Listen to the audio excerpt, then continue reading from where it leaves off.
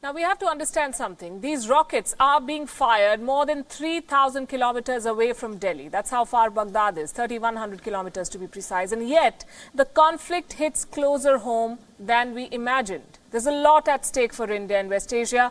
The government of India has so far managed a very difficult balancing act, a policy of multi-alignment.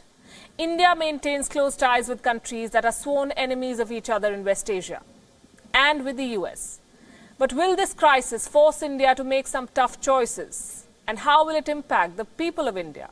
This report has some answers. It is a challenging time in world politics. Global alliances are being rebuilt. New rules of engagement are being written. And India finds itself right in the middle of this. New Delhi is trying to pull off a tricky balancing act.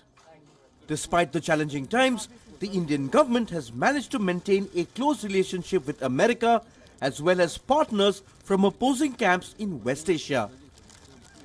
The first sign of this was the recent 2+2 dialogue in Washington. Despite the differences between Iran and America, the Trump administration did not object to the Chabahar port. I'm very grateful to Secretary Pompeo for reiterating the US government's support to the Chabahar project, which will immensely benefit Afghanistan. After wrapping up his engagements in Washington, External Affairs Minister S. Jaishankar paid a visit to Tehran. There too, he reiterated the Indian government's support to the Chabahar port. While New Delhi has been able to protect its investment in Iran so far, it now confronts a challenge. Iran wants more. Tehran Times, a newspaper that echoes the thinking of the Iranian administration, said that India has submitted to America's demands. The piece says that China and Russia are steady partners for Chabahar.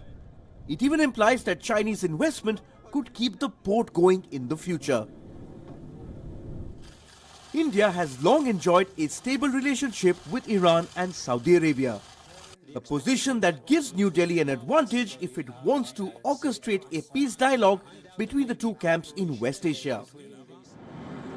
History goes to show that India has found ways to settle its differences with Iran.